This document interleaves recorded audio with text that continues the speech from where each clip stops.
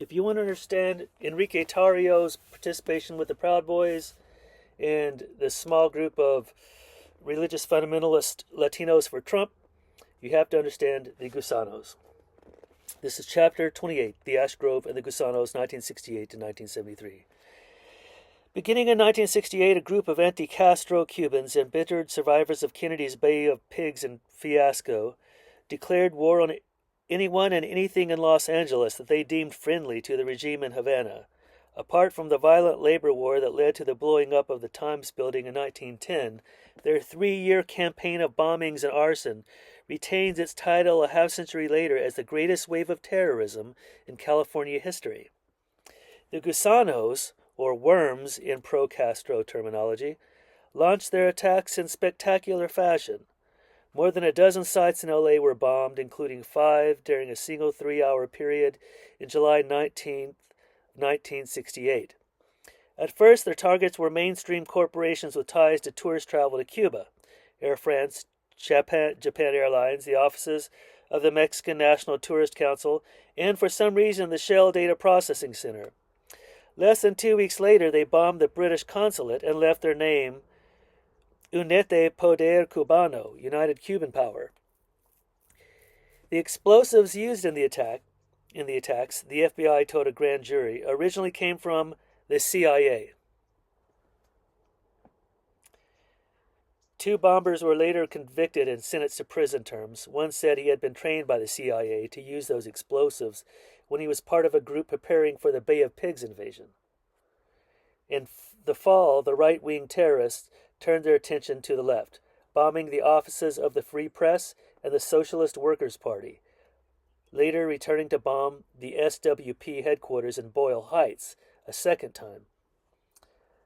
As during the summer attacks, bombers of the SWP left a calling card above the rubble. The Berkeley Barb reported, quote,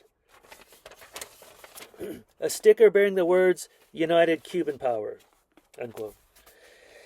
There were also dozens of bombings in New York and Miami claimed by the same group, events that propelled the FBI into action. Soon they had arrested and charged a score of suspects, including the 2 implicated in the 9 LA bombings, and it appeared that the case was closed. But then on April 14th and 15th, 1970, the Cubans launched a second wave of attacks.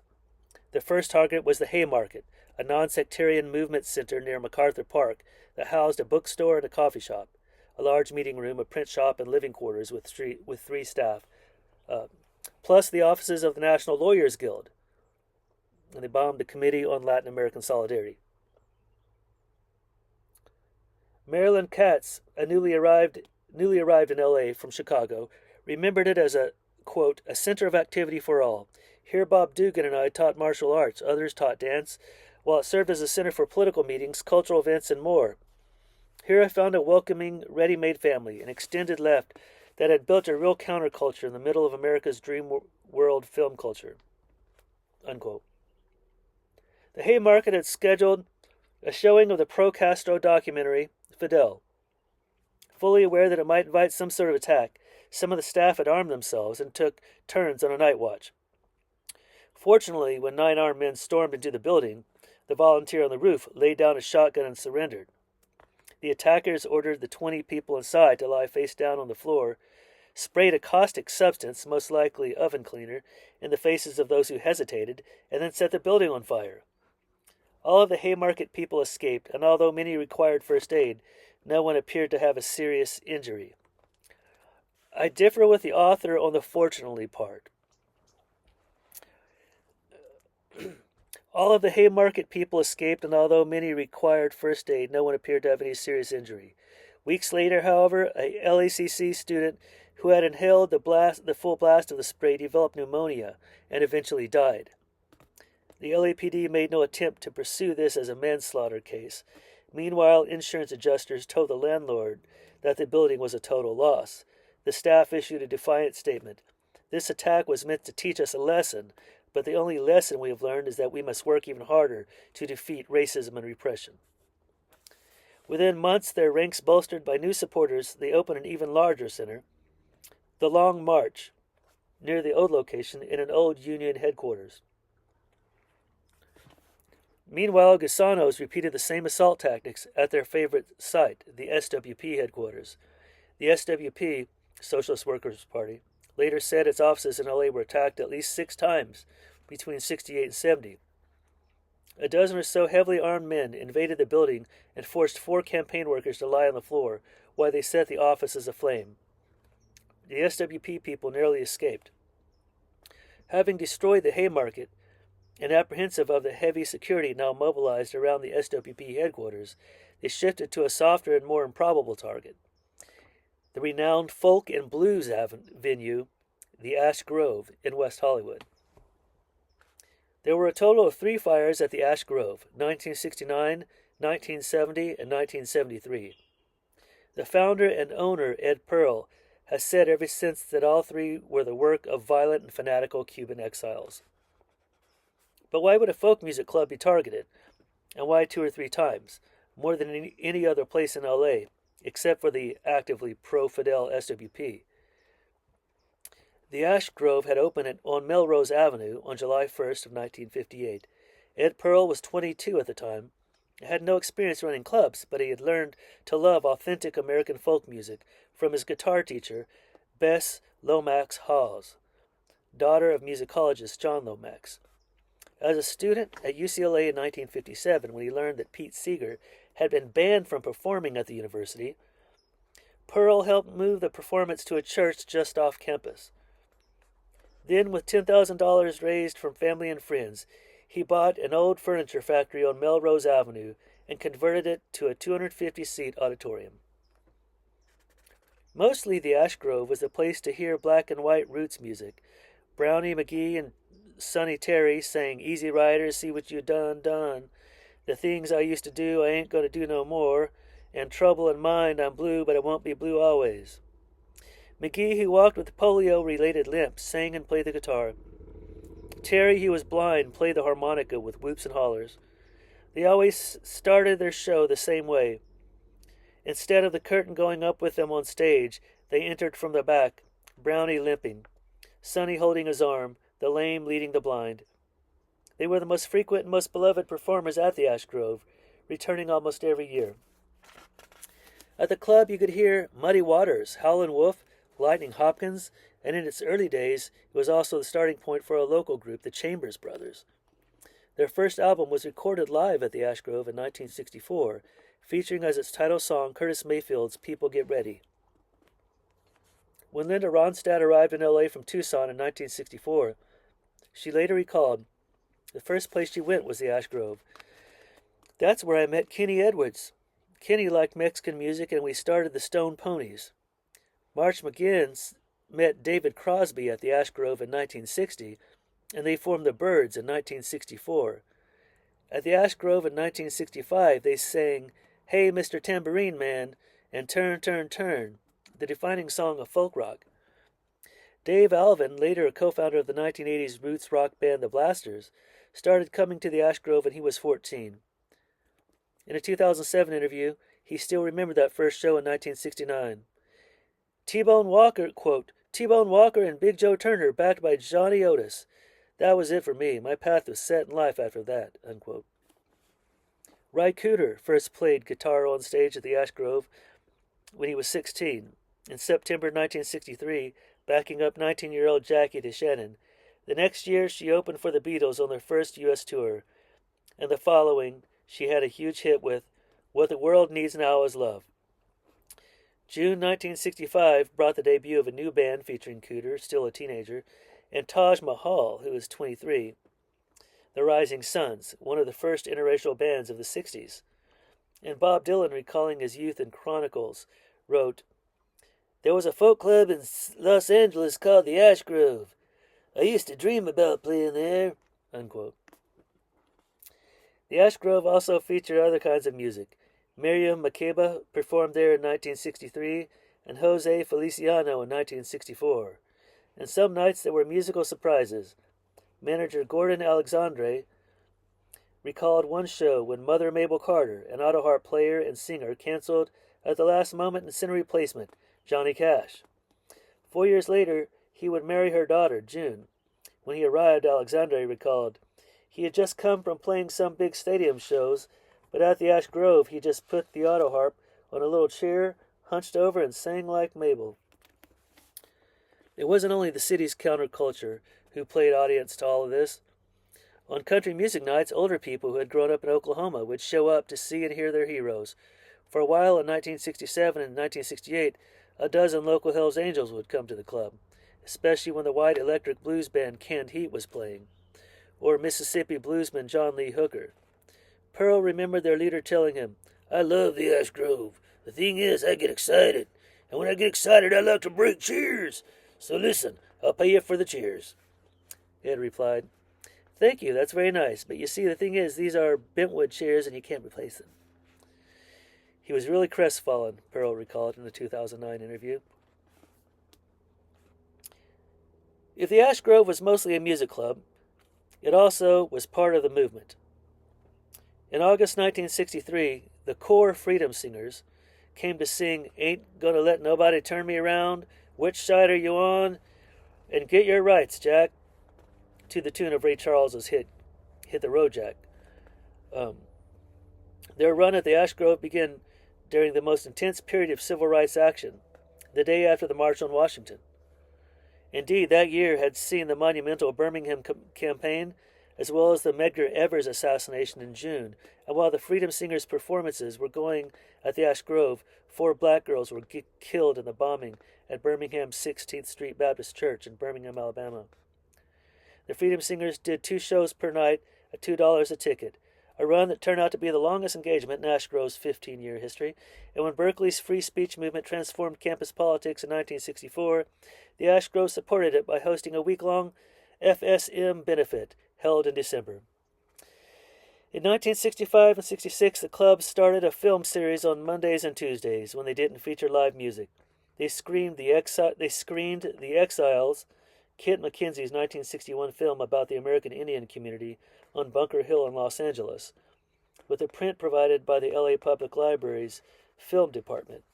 The film didn't find a distributor until 2008, and of course they screamed "Salt of the Earth," a dramatization of an Arizona mining strike produced in 1954 by blacklisted Hollywood people and Arizona locals. By the mid-60s, the Ash Grove was engaging with all kinds of cultural politics. June 1967 brought the Watts Repertory Theater Company with the Super Spook Show, written by Stanley Crouch and Jane Cortez. It was a bizarre, chilling, and humorous anti-minstrel show, the Times drama critic wrote, that opened with Super Spook explaining that a inward's mouth is like a garbage can, but that his colloquial speech sought only to tell it like it is. Cortez, who had founded the Watts Repertory Theater in 1964, would eventually publish 12 books of poems, translated into 28 languages, and release 9 albums, performing her poetry with music. The 1965 Watts riots led Crouch to join Studio Watts and to start writing poetry as well as plays. In 1967, when the Super Spook Show ran at the Ash Grove, he was 22. Later, he would become a columnist at the Village Voice and then the Daily News, and was awarded the MacArthur Foundation Genius Grant. Significantly, politics at the Ash Grove included programs about Cuba, the only thing that mattered to the Gusanos.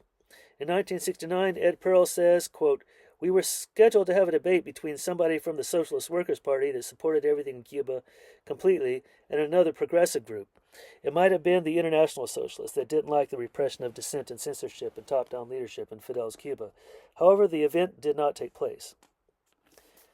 2 days before the scheduled debate, the Ash Grove burned down, and the club was left a smoking ruin. Arson was never proven, though Ed Pearl would later say that a Gusano group, quote, "called somebody at KPFK to claim credit for it," unquote. The club promptly organized a series of benefits to rebuild. The first was at Santa Monica Civic Auditorium, home of many legendary rock concerts over the following decade. This one featured Canned Heat, Albert Collins, and Lightning Hopkins. A second benefit was held in June at the Pilgrimage Theater in Hollywood, headlined by the Byrds, John Hammond, and the Firesign Theater comedy troupe. The bill also included a couple of local groups, including one of their own versions of James Brown's "Say It Loud, I'm Black and I'm Proud." Theirs was "Say It Loud, I'm White and I'm Hippie." The Ash Grove reopened 3 months after the first fire in August 1969. Club manager Gordon Alexandre had come to the Ash Grove as a UCLA student in 1968, not for the music, but because the club had become the Southern California Center for voter registration for the Peace and Freedom Party. My entry was politics, he said in an interview. That's how I met Ed. He hired me in '69 to do publicity for the concerts. I was 22 years old and I knew bupkis about music. Unquote. On the evening of Sunday, June 7, 1970, Alexandre went to work as usual. Around 6 p.m., 3 men with automatic rifles walked into the concert room and told him to lie face down on the floor. They pointed these automatic weapons at my head and asked me if I was Ed Pearl. Fortunately, I wasn't, and I said, "No, I just work here." They poured kerosene around the room, set it on fire, and ran out the front door. Meanwhile, another club employee, Berta Sloat, had seen them. She ran outside, found a phone across the street, called the police and the fire department. Ed Pearl was away at a political meeting that night. He later described what happened next. 2 of the club waitresses, Patty Swinson and Anita Frey, were being driven to work by Patty's father, who happened to be a former captain of the L.A. Fire Department. He dropped them off and then saw them screaming as 3 guys ran out of the club with drawn guns. The guys jumped in a car, so he chased them. He quickly caught up with them, pulled his car in front of the suspects and slowed them down. The LAPD arrived and apprehended the suspects, still within walking distance of the club. The 3 men had been carrying a loaded .38 automatic, loaded M1 semi-automatic carbine, and a bullwhip, perhaps intended for Ed Pearl. The apprehended attackers were Ronaldo Castro, 25, Mario Pelez, 32, and Ronaldo Gonzalez, 18. The Los Angeles DA filed 7 felony counts against each of them, charging the 4 with attacks not only on the Ash Grove, but also on the Socialist Workers' Party offices in the Haymarket. All 3 attacks were part of a larger anti-communist campaign, the DA told the judge. The 3 didn't deny their guilt. Instead, they boasted of the raid, seeing themselves as anti-communist patriots. They found passionate defenders in the exile publication La Actualidad Política, which called itself a Cuban anti-communist magazine. Pelez, Castro, and Gonzalez were pictured on the front page, and an article on their commando actions described the attacks on the Ash Grove and the Haymarket as the Los Angeles successes. The magazine included a fascinating report on the campaign to raise bail for the 3 attackers. Representatives of several groups met at the headquarters of RECE, Cuban Representation of Exiles, the largest of the violent exile groups, headed by Jorge Mas Canosa. Canosa went on in 1981 to lead the largest anti-Castro lobby, the Cuban American National Foundation. RECE, according to declassified FBI documents, had bombed the Soviet library in Mexico City in 1965 and planned to bomb Soviet and Cuban ships and other targets. Those attending the meeting included representatives of Alpha 66, another violent terrorist organization, Plan Torrente, which at the time was raising hundreds of thousands of dollars to invade Cuba, Circulo Guinero, a non-profit exile group whose website featured a traitors gallery, quote-unquote, of, quote, envious, resentful, subservient, and bootlicking lackeys, unquote, who, quote, enforce the desires of Fidel Castro, unquote. Certainly the pot calling the kettle black. Bootlickers of the U.S. capitalist imperialist empire. The Los Angeles president of Brigade 2506, veterans of the failed Bay of Pigs invasion, was also there. One person at the meeting declared he was, quote, not in favor of acts which violated the laws of this country, but he was refuted by our editor, the article said, quote, who said they were acts to combat communism, unquote. The key decision at the meeting, 5 members of each organization would raise their bail money by going from store to store in the Cuban neighborhoods. The fundraising succeeded, and the 3 were released on bail 5 days after their arrest.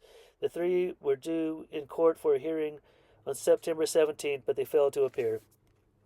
Trial was set for November 12th, with all points bulletins out for the arrest of the 3. They didn't appear for the trial either.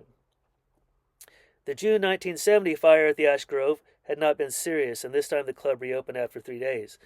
In April 1971, the Ash Grove launched an ambitious month-long series on miners, mines, and music. It featured not only performances of the songs of the workers' struggles, but also films, photographs, and early recordings of songs sung during the organizing campaigns. September 1971 saw a week-long arts festival, El Mundo Chicano, featuring poets, speakers, films, music, and art exhibits, with proceeds going to the Mexicano Art Center, the organization that started the mural program at the Ramona Gardens housing project. The Ash Grove held a 2-week women's multimedia festival in October 1971. More than 70 performers making music, films, theater, dance, poetry, photography, and arts and crafts for exhibits. One of them was Wanda Coleman, who read her poetry, Poems to Beat Your Black Head Against the Wall With. The San Francisco Mime Troupe brought their agitprop street theater to the Ash Grove stage in April of 1972, performing The Dragon Lady's Revenge, a spoof of a 1940s spy movie with a message about American involvement in the drug trade in Southeast Asia. In June, 8 students from South Vietnam came to the Ash Grove with a program of song and poetry about the deep tradition of struggle that has made their people so resilient. Then in December, the Ash Grove screened FTA, a documentary on Jane Fonda and Donald Sutherland's controversial anti-war live show, Fuck the Army, as a benefit for the Long March, the radical movement center near MacArthur Park. And the club also featured comedy and political satire, especially The Credibility Gap, a group featuring Harry Shearer, Michael McKean, and others. Shearer later recalled, "We played there a lot. We always wrote our material, memorized in a big hurry, and got it up on stage while the news was still news. In the summer of '73, Ed loved the idea of us doing a whole Watergate summer project." Then in November 11th, 1973, yet another fire broke out at the Ash Grove. At the Freep in fall of 1973, the reporter who covered the Ash Grove was Dennis Levitt. As he recalled decades earlier, he and his wife, Jane Gordon, a Peace and Freedom Party activist, were hanging out with Ed Pearl at our home in Topanga Canyon when Ed got the phone call that the Ash Grove had been attacked again. The three of us raced down there, she said. Ed was a wreck. Unquote. The latest fire had caused extensive damage, leading the club to close permanently. Ed Pearl was sure it was arson, but as Gordon Alexandre remembered, the common wisdom is that it was an electrical fire. Shearer recalled that when the Credibility Gap was playing the club, quote, "One day our sound man made me come back behind the stage. He was troubleshooting some tech problems, and what he found, quite simply, was that everything in the club, lights, sound, cash registers, appeared to be plugged in via one octopus plug way in the back. It's possible that setup may have been responsible for the last fire." Unquote. Unlike previous waves of Gusano terrorism, no other targets had fires in November of 1973. There had been no pro-Castro events at the Ash Grove that season, and nobody claimed credit for the third fire at the Ash Grove, all of which adds credence to the common wisdom. Nevertheless, the second fire in 1970 was certainly the work of the anti-Castro Cubans. Why were they focused on the Ash Grove? They explained it in La Actualidad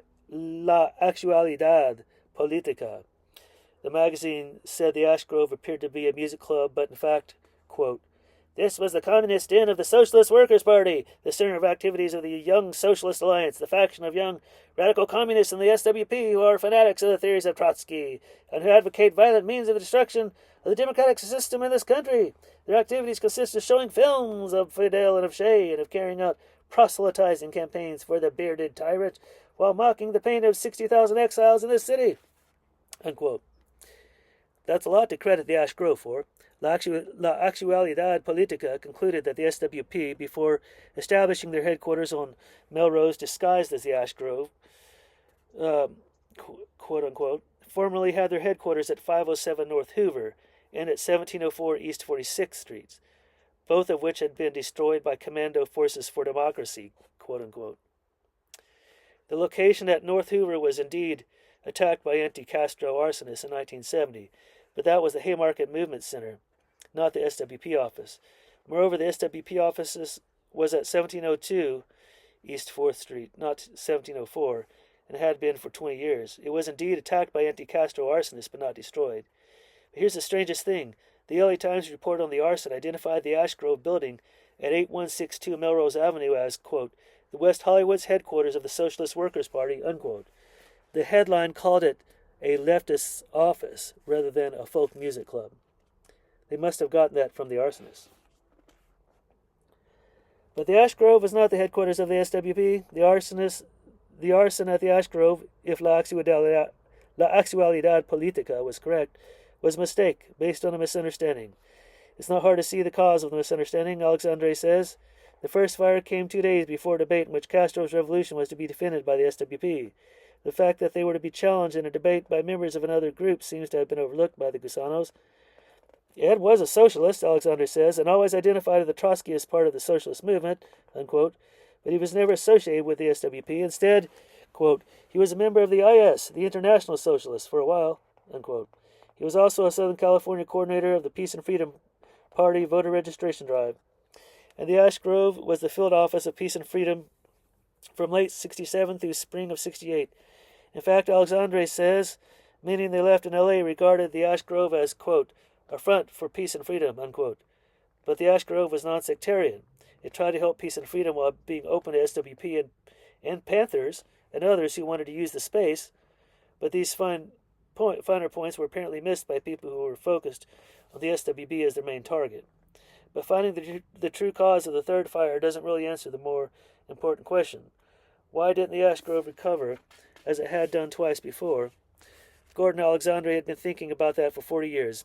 In his view, quote, the Ash Grove had been a product of the 60s, and its flames glowed as the 60s glowed. But as the counterculture evolved into a more nihilistic phase, the support needed to sustain the Ash Grove dried up.